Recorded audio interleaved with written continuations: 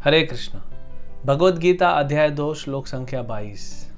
वासांसि जीर्णानि यथा विहाय नवानि गृह्णाति नरो अपराणि तथा शरीरानि विहाय जीर्णानि अन्यानि संयाति नवानि देहि। जिस प्रकार मनुष्य पुराने वस्त्रों को त्याग कर नए वस्त्र धारण करता है, उसी प्रकार आत्मा पुराने तथा व्यर्थ के शरीर को त्याग कर नवीन भौतिक शरीर धारण करता है। कितना सुंदर उदाहरण से भगवान यहाँ समझा रहे हैं, जो हर कोई समझ सकता है।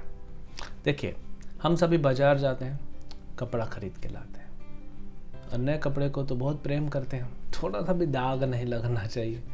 हर नई वस्तु को हम थोड़ा प्रेम करते हैं, लेकिन उसके बाद वही कपड़ा कुछ समय बाद पोछा बन जाएगा।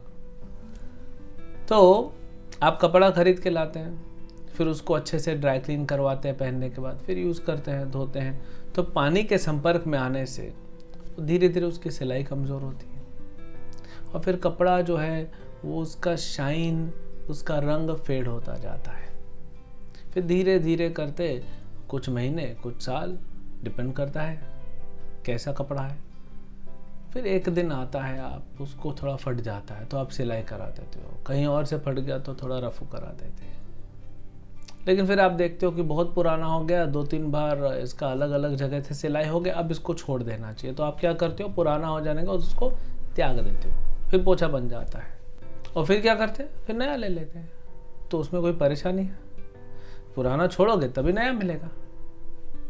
तो वैसे ही भगवान कह रहे हैं, जब आत्मा इस शरीर में प्रवेश करता है, आत्मा ने शरीर में प्रवेश किया, नया नया शरीर है, सब ध्यान देते हैं बच्चों का, फिर धीरे धीरे पुराना होता है, शरीर पुराना होता जा रहा है। जैसे जैसे हमारा शरीर बढ़ता जाता है फिर पुराना होता है। शुरू में तो बढ़ता है, 18 साल, 20 साल, 22 साल तक मजबूत होता है शरीर, फिर धीरे धीरे धीरे 30-35 साल तो ढलने लगता है। अब वो पुराना होता जा रहा है। अब आपने उसको बीमार हुआ, ट्रीटमेंट किया, फिर कहीं लग गया, कोई फ्रैक्चर हो गया, कहीं परमानेंट इंजरी हो गई, कोई पैरालिसिस हो गया, किडनी फेल हो गया, हार्ट में प्रॉब्लम हो गया, कुछ ना कुछ होते रहता है। फिर एक दिन आत्मा देखती है, अरे शरीर को बहुत रिपेयर करा दिया, ये बार बार मैकेनिक के पास ले जाओ, मतलब डॉक्टर के पास ले जाओ और बार बार रिपेयर कराओ, अभी ये शरीर हो गया, समय भी हो गया, निकलो यहाँ से। तो आत्मा ये शरीर छोड़ देती है और नया शरीर धारण करती है। तो जैसे बचपन से जवानी तक भी शरीर बदल रहा है, जवानी से बुढ़ापे में भी शरीर बदल रहा है। ये कौन करते हैं? कृष्ण का अरेंजमेंट है। कृष्ण को पता है ये कैसे ट्रांसफर होता है और वो करते हैं। जैसे अगर आपकी गाड़ी में सीट है और उसके ऊपर कवर है, अब सीट कवर खराब हो गया है तो आप सीट कवर चेंज करते हो, सीट वही रहता है, आप तो वही हो ना, आप थोड़ी ना बदले। फिर सीट भी खराब हो जाती, फिर सीट बदलते हो, लेकिन आप अभी भी वही हो। फिर पूरी गाड़ी खराब हो गई, फिर पूरी गाड़ी बदलते हो, लेकिन आप वही हो। तो ऐसे आत्मा तो अविनाशी है, लेकिन वो शरीर बदलते रहता है अपने कर्म अनुसार। इसीलिए भगवान क्या कह रहे हैं अर्जुन से, ये धर्म युद्ध है अर्जुन, तुम युद्ध करो। क्यों? क्योंकि युद्ध करोगे सारे सैनिक मारे जाएंगे तो इनको नया शरीर मिलेगा, तो अच्छा ही है ना। भीष्म का शरीर, द्रोणाचार्य का शरीर तो वृद्ध हो चुका है। हालांकि भीष्म देव अभी भी पावरफुल है, हमारा स्थिति अलग है, वो अलग युग था, ये अलग युग है। आज तो 30-35 बहुत हो गया, 25 से ही हम देखते हैं जवान लोग कमर पकड़ के बैठे हैं, कमर में दर्द हो रहा है, हाँ, स्पॉन्डिलाइटिस हो गया है इधर, क्योंकि दिन भर वो कंप्यूटर में काम करते हैं, वीडियो देखते हैं, तो स्पॉन्डिलाइटिस होगा, ये प्रॉब्लम वो प्रॉब्लम। तो 50-60 के बाद तो वैसे ही शरीर धीरे धीरे धीरे फिर मेंटेनेंस, हाई मेंटेनेंस हो जाता है ना। तो अगर भगवान कहते हैं कृष्ण अर्जुन से कि अगर तुम भीष्म को मार देते हो या द्रोणाचार्य की मृत्यु हो जाती है तो तुम्हें तो खुश होना चाहिए अर्जुन, क्योंकि आत्मा तो अविनाशी है। अविनाशी तो तद्विद्धि, आत्मा की तो मृत्यु नहीं होगी। और भीष्म को मैं नया शरीर दूंगा, द्रोणाचार्य को नया शरीर दूंगा, तंदुरुस्त शरीर मिलेगा, तो अच्छी बात है ना। इसमें दुख क्यों कर रहे हो? इसका मतलब ये नहीं समझना चाहिए, इसको गलत मत समझिए कि हम भी तलवार उठा के जाएं और जितने वृद्ध लोग हैं उनको मारते जाए तो उनको नया शरीर मिलेगा। ये आपका जिम्मेदारी नहीं है नया शरीर देने का, ये भगवान का है। अब भगवान अर्जुन के थ्रू करा रहे हैं और क्योंकि भगवान करा रहे हैं, धर्म युद्ध है, तो सबका भला होगा। अब नया शरीर तो सबको लेना पड़ता है। अगर आप भक्ति करें तो भगवान आपको आध्यात्मिक शरीर दे के अपने धाम ले जाएंगे। अगर भक्ति नहीं करे हैं या पूरी नहीं हुई है तो फिर यहीं रहना पड़ेगा, फिर भक्ति कंटिन्यू करनी पड़ेगी। जो असुरी प्रवृत्ति के हैं उनको फिर भगवान पशु बना देते हैं, पक्षी बना देते हैं, हाँ, जम्स वम्स कीड़ा ये सब बना देते हैं उनको। वो क्या करेंगे, सिस्टम है। अगर आपको बॉम्बे से दिल्ली जाना है और आपके पास सिर्फ 300 रुपये है तो फिर अनरिजर्व टिकट लेके बैठो। अगर आपके पास 600-700 रुपये है तो फिर स्लीपर में जाओ। अगर आपके पास 1500 रुपये है तो थर्ड AC पे जाओ। अगर आपके पास 5000 रुपये तो फ्लाइट पकड़ के जाओ। वो तो आपके कर्म के ऊपर है ना। तो भगवान क्या करेंगे, कर्म के अनुसार शरीर दे रहे हैं। अब आज के जो मॉडर्न वैज्ञानिक हैं वे नहीं मानते आत्मा के बारे में, वो नहीं समझ पा रहे हैं कि आत्मा है, क्योंकि देख नहीं सकते। और आजकल स्कूलों में क्या पढ़ाया जाता है, बेटा जो देखते हो वही सत्य है। अब बहुत सारी चीज तो नहीं देखता है वो बेटा।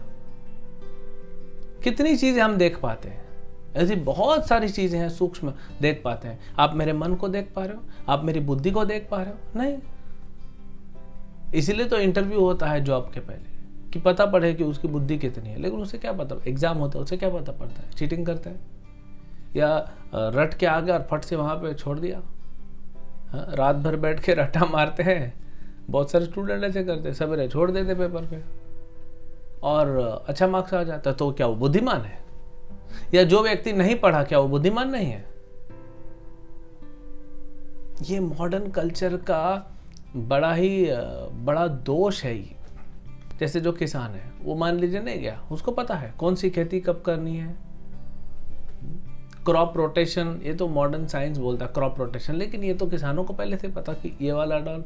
एक बार हमें खेत में गए, हमारा फार्म में, तो पत्ता गोभी लगी हुई थी बीच में, पत्ता गोभी। अब बीच में जगह खाली थी तो वहां पे भी उन्होंने कुछ लगा दिया। तो वहां के खेत वालों को पता है कि यहाँ पे क्या लगाएंगे, और जमीन में पोषण तो कॉमन है। तो क्या पोषण पत्ता गोभी का पौधा लेगा और क्या पोषण दूसरा पौधा लेगा, और ये अच्छा हो जाएगा और फिर ये निकल जाएगा, फिर दूसरा कुछ लगाएंगे। तो ये तो क्या, ये बुद्धिमानी नहीं है क्या? एक बैल के अंदर बहुत शक्ति होती है उसके शरीर में, तो उसको आपको खड़ा नहीं कर सकते आप उसको चलाना पड़ेगा। तो फिर वो बना देते हैं, वो ऑयल मिल छोटा सा होता है, वो घूमता रहता है, कोलू का बैल बोलते हैं, और तेल निकलते रहते हैं। दोनों काम हो गया। और बैल को भी उसको एक्सरसाइज करना है, चलना है उसको। तो ये क्या बुद्धिमानी नहीं है? असली बुद्धिमानी है ये समझना कि मैं कौन हूँ, भगवान कौन है मुझे बनाने वाले, और मेरा उनके साथ संबंध क्या है। ये है असली बुद्धिमानी।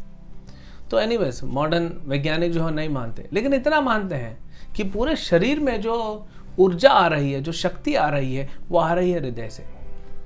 फिर वो कहते हैं कि ब्लड वहीं सर्कुलेट हो रहा है, ऑक्सीजन मिल रहा है, लेकिन वहाँ आत्मा बैठी है, वो नहीं मान रहे हैं। क्यों हो रहा है?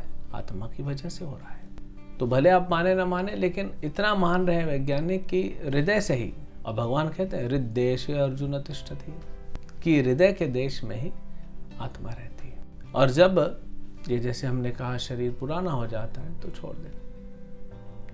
तो अर्जुन से भगवान कह रहे हैं तुम युद्ध करो, क्योंकि तुम्हारा धर्म भी है युद्ध करना, और क्योंकि मैं कह रहा हूं तो ये धर्म युद्ध है, और तुम्हारा भाई धर्मराज खड़ा है। तो इसमें जिसकी भी मृत्यु होगी उसको अच्छा ही शरीर मिलेगा। एक तो जवान शरीर मिलेगा, नया शरीर मिलेगा, प्लस उसको अपग्रेड किया जाएगा। क्यों? तो जो तो भगवान के सामने मृत्यु हो रही है, ऐसे ही वो भगवत धाम चले जाएगा। क्या नुकसान है? वो आत्मा चली जाएगी। तो अर्जुन तुम शरीर के लिए क्यों दुखी मना?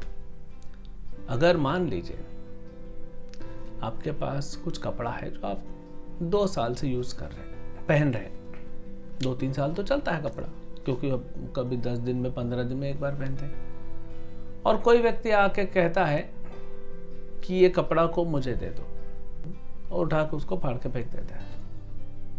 आपको लगेगा अरे ये क्या हो गया, लेकिन आपको नया कपड़ा दे रहा है, उससे अच्छा कपड़ा। एक तो नया है तो मजबूत है, प्लस उससे अच्छा कपड़ा, उससे अच्छा डिजाइन, उससे अच्छा कलर। तो आप दुखी होंगे क्या? नहीं। तो भगवान बोल रहे हैं उससे अच्छा शरीर देने वाला। तो धर्म के मार्ग पे रहते हैं उस व्यक्ति को मृत्यु की चिंता नहीं होनी चाहिए, क्योंकि उसको आगे भी शरीर क्या मिलेगा, अच्छा मिलेगा, जिससे वो और अच्छे से अपने धर्म में लग सके। हरे कृष्णा।